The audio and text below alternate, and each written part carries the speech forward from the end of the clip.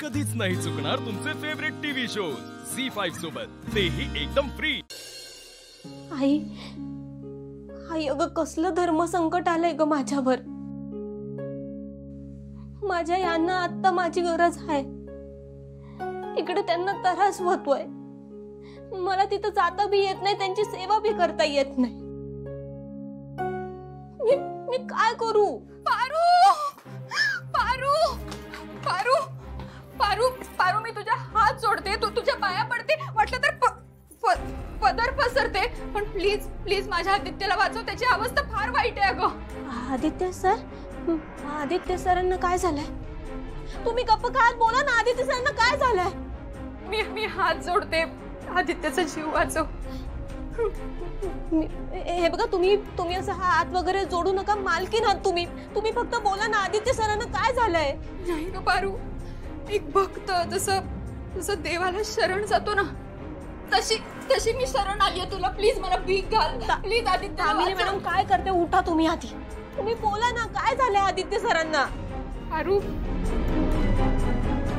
आदित्यचा जीव आता तूच वाचवू शकतेस, त्याची अवस्था फार वाईट आहे ग, आणि एक बायकोच आपल्या नवऱ्याचा जीव वाचवू शकते ना ग।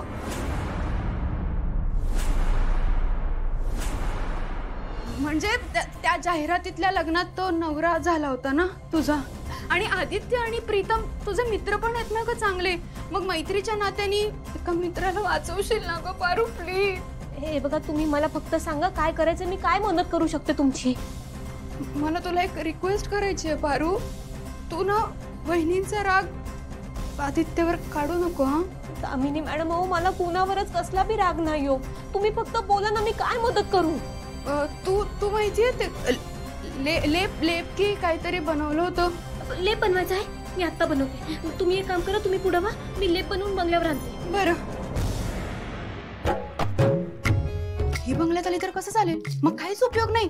पारू पारू पारू तू बंगल्यात नको येऊ। का नको येऊ?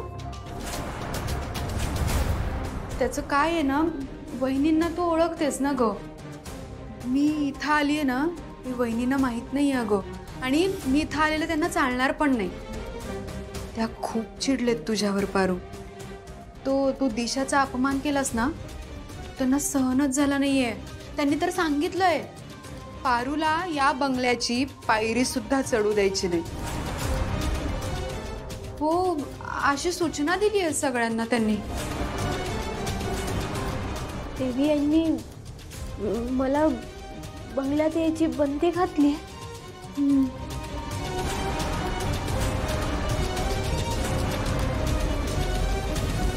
झी5 ॲप डाउनलोड करा आणि पहा सर्व एपिसोड्स एकदम फ्री।